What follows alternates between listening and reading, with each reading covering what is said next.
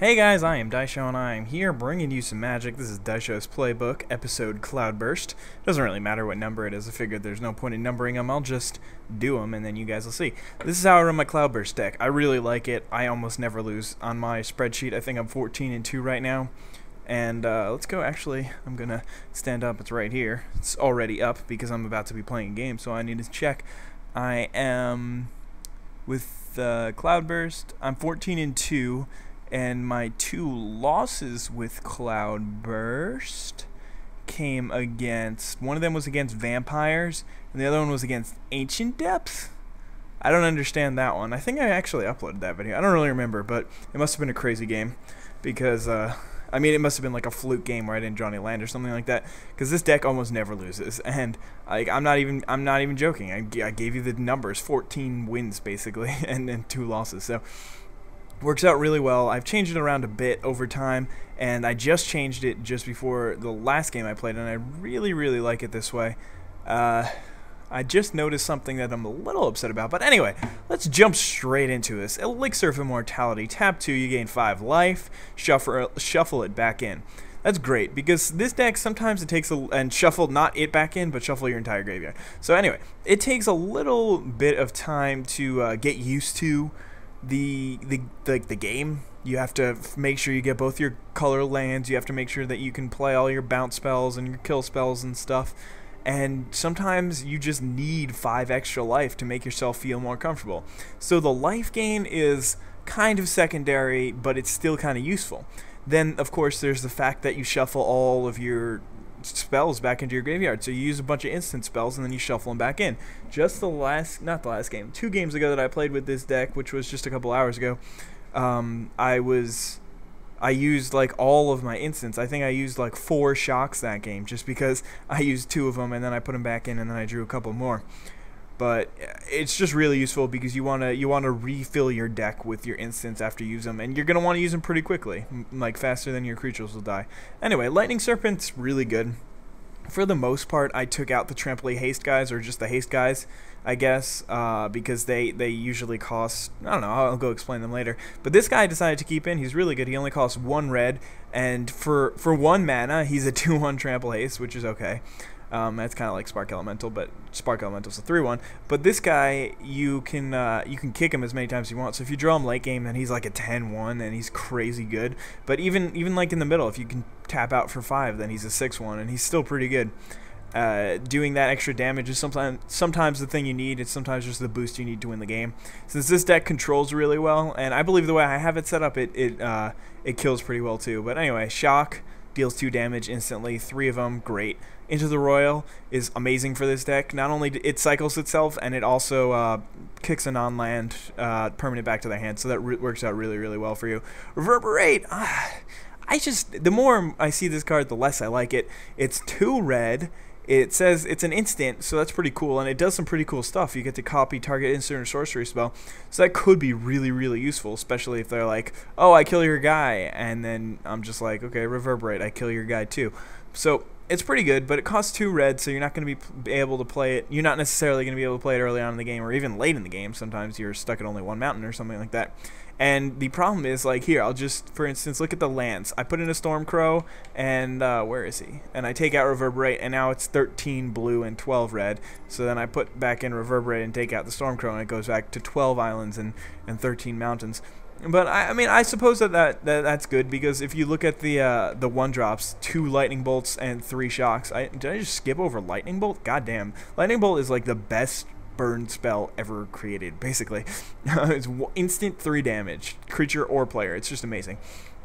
Anyway, so that's 5 cards that I might need 1 red for turn 1. So it's not the worst thing in the world to have 13 mountains. Anyway, Spark Mage is kind of interesting. I know a lot of you guys might not think that it's so good to have a Spark Mage in your deck, but it just deals 1 damage, so that's not so much damage, but it could be really useful, especially if you have a Shock to go with it and you need to take out a Lethal Hunt Master or something like that. So the 1 damage can be kind of useful, and it's still a 1/1 guy, and this deck is kind of low on men, so it works out usually pretty well. Sometimes it'll slow them down a little bit, and sometimes it'll just be able to deal some damage and do that finishing blow. So I usually would not lay it turn 2 unless there's an obvious choice to kill. Like if it can kill Soul Warden, go ahead, do it. Murder that Soul Warden. So it's pretty good. I like it. Thunderstrike is interesting. Two cost instant, target creature gets +2/+1 gain first strike. So it's not a great thing, but the fact that instants help you out so much later, it really makes it worth it. If you have a Weed Dragonauts or Urge Electrode, which we'll get to obviously, then it's really helpful. Turn the Tide, like for a while it was, should I run Thunderstrike or Turn the Tide? It's basically these three cards, Turn the Tide, Thunderstrike, and Stormcrow, have just been like going in and out for each other. But so for now I'm running the instant setup, so I have Turn the Tide. Turn the Tide against elves is basically just like your creatures deal 0 damage and all of mine can still block you, so it works out really well in those situations. So I like it for that, but it's also it's just another instant, so it could help you, and it's tricky. It's just a decent card. It's not great, but it's decent. Ether Trade Winds is pretty good. The way that it was supposed to be is that you basically like swing in with Ball Lightning, and then they don't block, and then you can still use Ether Trade Winds. They have to drop something, they have to pick something back up, and you get to keep your Ball Lightning for another day. So that's why it's made, but it's still really good, because like let's say your creature's being targeted by something that like a Electrode or whatever, and you don't want it to die, then you could bring it back to your hand to avoid its demise, and then you can also make them pick something up too, so it hurts them also. So I mean, and then it also just works in those situations where you want them to be picking a card up, like if it has Boar Umbra on it or whatever, then you don't want it on the battlefield anymore. You want it kicked back up into their hand, so you can do it that way. So it's a good card, plus it's an instant, so it helps out my boy Electrode. Electrode deals 1 damage to target creature or player. Whenever you cast an instant or sorcery, untap him. He just kills your entire enemy team. There are so many instants here. Look, it's 48% creatures and 52% other, and that's not including lands. So that means that almost all of the cards in the deck are instants. There's Elixir of Immortality, which I guess isn't an instant, and other than that, I don't even think that there are any sorceries in this. So it's just perfect. It helps you out so much, and it's amazing. Same with Weed Dragonauts. Last game I wasn't doing too well, and then he was playing elves. He had like 5 or 6 guys out. Nothing too good. No like pump your guys or like heedless ones or anything. But I wasn't loving how the game was going, and then I'm just like, hey, I am holding 2 lightning bolts and a shock. And then I also had a Windrake on the battlefield, and the turn before I had Prophetic Bolted him. So I literally just swung in and killed him with Burn and Weed Dragonauts and a Windrake. So it was really cool. I was really happy about that. Anyway, on to Windrake. He's a 2/2 flyer. I have 3 of them in. I ended up taking one of them out and putting Reverberate in. I don't know if that's how it'll stay, but I mean, like, the reason why I have all these guys in, even though they're not that good, 3-cost 2/2 flyer is really not good at all, is just because I needed more creatures. If I don't have any more creatures, then this deck kind of gets wrecked. Skizzik is really good. I didn't want to drop him. I mean, sometimes he's just a 4-cost 5/3 trample haste, so then he dies at the end of the turn, so then he's not bad. But if you kick him, then that's really good, because then he's a 5-cost 5/3 trample haste, so that's a pretty good card. I approve of it. Murder of Crows is interesting, and it'll help you out. And this is like, it kind of starts here, the second awesome part of the deck, but it's basically like drawing and discarding. So Murder of Crows allows you to do it, and Spellbound Dragon allows you to do it. When he attacks, draw a card, discard a card. He gets +X+, so he's kind of nuts. I like it. Plus, Murder of Crows is just a 4/4 flyer for 5, so even without the ability, he's pretty good. Prophetic Bolt is, like, until you use it, you don't realize how awesome it is. But it's basically like an instant. It's instant, and it does 4 damage to target creature player, so that's good. It's almost like a Lava Axe, but it's instant speed, and it can also deal damage to creatures. And then the other thing is, it cycles itself, because you get a card back for playing this card, plus you get to choose which card it is out of the top 4 cards of your library. So chances are something interesting is going to be there. Plus, if there's a situation like earlier today, I had Mountain, Island, Shock, Mountain, so I'm just like, woohoo, I get Shock. I don't need any more lands now. This is perfect. Or if you do need lands, then that's even perfecter. Anyway, Niv Mizzet, the Firemind, such a beast. I mean, like, this card is so good. It's I can't wait to do this. I haven't done it yet, but against the new token deck, I want them to place like 14 tokens out on the battlefield or something like that, and then I just play Murder of Crows and Niv Mizzet, because literally that Actually, it might mill me, and I might die. But that is basically an infinite combo of me being able to do 1 damage to a creature, kill that creature, then when that creature dies, Murder of Crow's ability activates. I draw a card, and then I have to discard a card, but when I draw a card, Niv Mizzet deals a damage. Then he kills another guy goes to the graveyard, rinse and repeat, and they don't have any more creatures, and you have just basically cycled through your entire deck and found whatever you wanted. So that's pretty awesome. The problem is, as one of my subscriber mentions, even though it says you may draw a card, it doesn't allow you, it doesn't give you the option. When Murder of Crows does it, you automatically have to draw a card and discard one. So it's really not helpful at all if you don't have any cards in your hand, or if you have 1 card in your hand and it's Lightning Bolt, then you're like, yeah, I'm sorry, there's really not much else in my deck that I want. But whatever, it still makes you do it. So yep, Thundermare, haste, taps all the creatures. You got to make sure that you do this right, because it taps your creatures too. So if you have like 6 flying power and you're like, oh, he's at 11, I can kill him now, I'll just tap all his creatures and swing in with 6. Yay, win. And then you're like, oh my god, all my flyers are tapped, I can't do anything. But at least, I mean, this guy always automatically gets in for 5, and then he's still a 5/5, so he's okay. I don't hate him. I don't love him either. He's not great. It would be amazing if it said, and your opponent's creatures don't untap during their next untap step. Then that would be kind of nuts. But anyway, Thunder Dragon's pretty good. It just wrecks so many decks that I have to leave him in. Like, he's a 7-cost 5/5 flyer, which obviously wouldn't be playable. But the fact that he deals 3 damage to each creature without flying is kind of cool. Because almost all your cards are flyers. If you hadn't noticed, like, Thundermare doesn't even die. Skizzik would die, so he's sad. And Electrodes would die, and then Spark Mages would die. But other than that, everything else flies.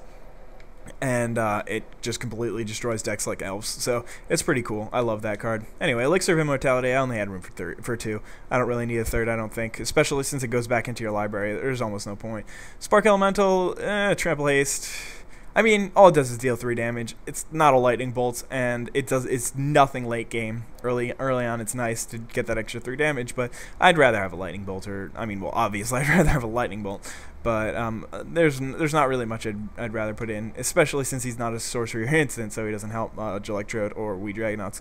Anyway, Stormcrow is kind of weak. He's a 2-cost 1/2 flyer, so it's not great. If he had Squadron Hawk on him, then he'd be awesome, but he doesn't. Arc Runner's pretty bad, I think. It's a 3-cost 5/1, and it's 2 and a red, so that's not bad, but he doesn't have trample, so if they have a guy, then they can just block him, chump block him. So he's basically just like a kill card, kind of, but they get to choose what dies, so it's not great. It's not terrible. Ball Lightning's a really, really good card, but not for this deck. It costs 3 red, so you're never going to be able to play it turn 3, which is when you want to play it, and you probably won't even be able to play it turn 5 or even sometimes turn 6. Like, it just, game goes on, and then by then they already have something that can like deal with most of the damage, so I don't really care. So I'm not a fan of Ball Lightning in this deck. I know some people are, but anyway, Electropotence has done pretty well for me occasionally, but it's so expensive. You have to pay 3 when you play that creature, so it's just like, oh, Ball Lightning, alright, well now I need to wait until I have 4 mountains, and it's just, it doesn't work out. Like, it would work nicely with Arc Runner, then all you need is 6, and then you can do 10 damage that way, but I don't know. Last Windrake. Lightning Elemental isn't bad, but he's just a 4/1 haste for 4. He has 1 in the back, so like they're just like, oh cool, you swung in with that, I'll just block with a 1/1 soldier token, and then he just trades like nothing for everything, and it just sucks. But Skurstat Cultist, I never really liked. It throws up the proportion of mountains in the deck, so I don't like that. I need a sacrifice creature, and I'm already low on creatures, but it does deal 2 damage, and it can repeatedly deal 2 damage, so it's not a bad card, and it's meant for, like, let's say you use Ball Lightning or whatever, and you don't have a bounce card in your hand, and then after it gets through, you can just sacrifice it and throw it at their face or something. Air Servant isn't bad. I mean, he's a 5-cost 4/3 flyer, so he's got 4 in the front, and he's a 5-cost. Plus, he has he can tap creatures with flying, and he doesn't even need to be untapped to do it. So it's not bad, but I don't know. I don't think it's worth running. Maybe sometime in the future, but right now I have enough balance of big flyers, 1, 2, 3, 4, 5, and then there's Thundermare who's 6, so I have 6 big creatures, so I don't think I need any more. Same with this guy, he's just not that good. He's only a 3/3, can only block flyers, and I need to make him pay to, this is so bad, I need to make him pay to get better, and he also deals damage to me. I didn't even realize that he dealt damage to me. That's really bad. Time Reversal is It's kind of interesting, but I was never. I mean, the reason why they put it in this deck, I think, is because it's about shuffling your graveyard into your library, and they don't want you to mill out and stuff. But I don't know. I don't know if I would want to run this because I don't really like giving them a fresh start, and I never really liked that. I didn't like that with Wheel of Fortune either. I never liked giving them a full hand of cards. And then there's Bahamut Jin, who, like, if he gets on the battlefield, it's pretty cool. He got a 6-cost 5/6 flyer. That's nice. It's always going to be useful. But he's just not powerful enough for me to care about him. So anyway, that's my deck, and now I'm gonna head into a game and hopefully win it. So yeah, see you. Actually, we'll just join right up. Maybe we'll play one of the new decks. See how it fares. I think I can win. I have faith in my Cloudburst. I don't really think that the zombies or March to War can destroy me that badly. Come on, West Gamer. 1313 1313. You can do it. Alright, I'll give him, like, whatever. I'll just hit you guys up when I get back in the game. See you guys. Hey guys, I am Daisho, and I am here playing some Magic. This is a really interesting hand. I don't know what to do, because if I draw the island, which I probably will since I have 12 of them, and he plays first, and I have electrodes for days, I have elixir, we'll try it out. I mean, what's the harm? He's playing green, so he's not playing one of the new decks, which is interesting because it looked like he would, and look at that. I am rewarded with a island turn 1. That is just outstanding, and I have my elixir of immortality, so right now I'm not really sure what I'm hoping he plays. I guess if he's playing elves, then he's pretty much done. He must have kept with a pretty nice hand there to to be wanting to keep with only one land. Wow, dude, one land is cutting it, especially when you're going first. Like, what are you doing, bro? I don't know what he's doing. Maybe we'll get to see what he's playing. Actually, we definitely will, unless he plays a card that's in multiple green decks. Mythic Proportions, isn't that in frickin' Oromancer? I think so, but either way, once I get set up, like in a couple of turns, then no matter what he plays, it's just gonna die the turn it gets out anyway, so it doesn't even matter, because I got double G load, and yup, still not playing anything. I see.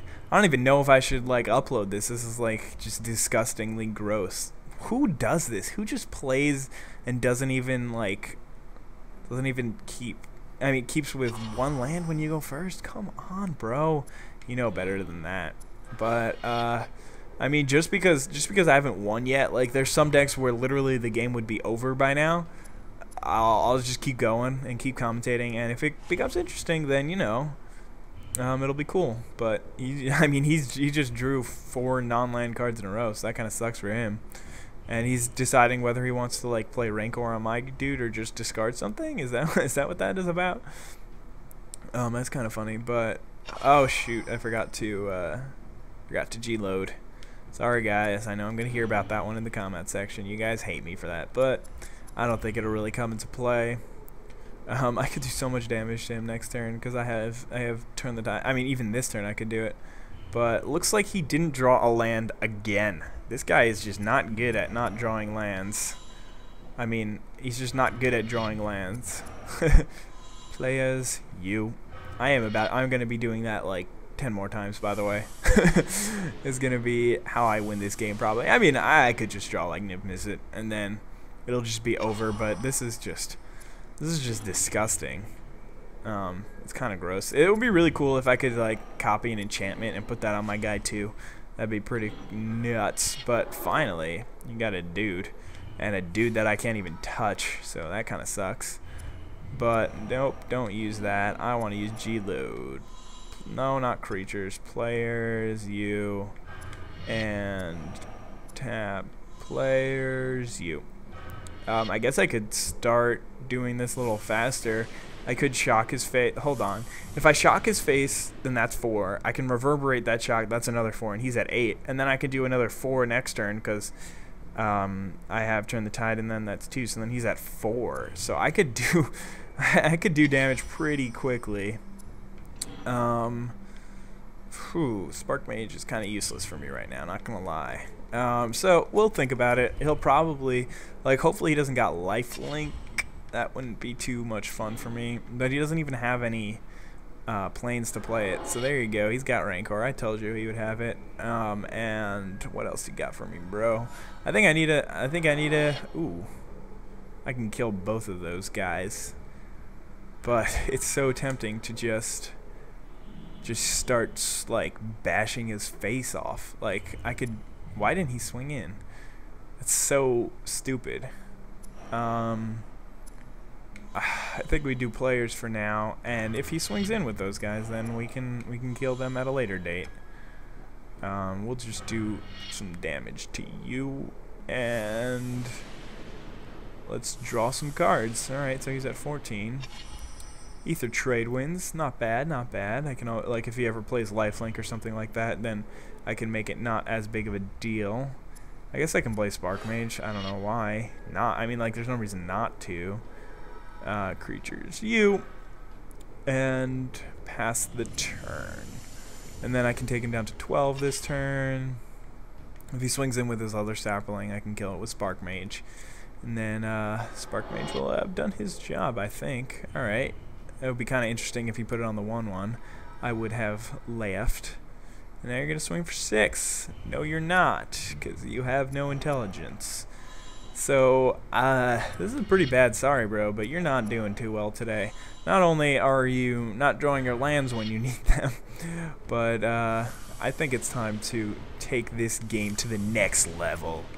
Players, yo face, and alright, let's just wait for the G-loads to untap, and then before that resolves, stop hitting freaking elixir. We gotta use this. Do more damage to your face, and players you, and then before it resolves, still reverberate it, and then we got to do the damage, let all the damage go through, and may as well pause, still use his ability. This is just evil at this point. I don't even.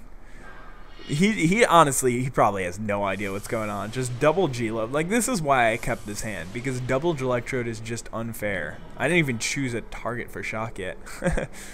Oh no, that was the second one. That was a reverberated one. But are you like? Oh, you guys are still doing damage? Okay, so he's at 4, aka game's over. Because next turn we can just do 4 damage. I don't even need to play him. Alright, let's just do Turn the Tide. Oh shit, I forgot to tap them first. That's too bad. It doesn't matter though, because I still haven't either trade wins. Oh god, that's really funny. But he's not gonna untap, right? Is he? I don't know, is he? Oh yeah, he is. Come on back, buddy. Oh, he quit out just before he died. I had to do all that work with my Electrodes. He didn't realize he lost the game when he didn't have any lands and I had 2 Electrodes out. But anyway, that wasn't really the best showing of Cloudburst, but I assure you guys, this deck is crazy good, and it does work. So, hope you guys enjoyed that episode of Daisho's Playbook, and I'll see you in the next one. See you guys later. Bye.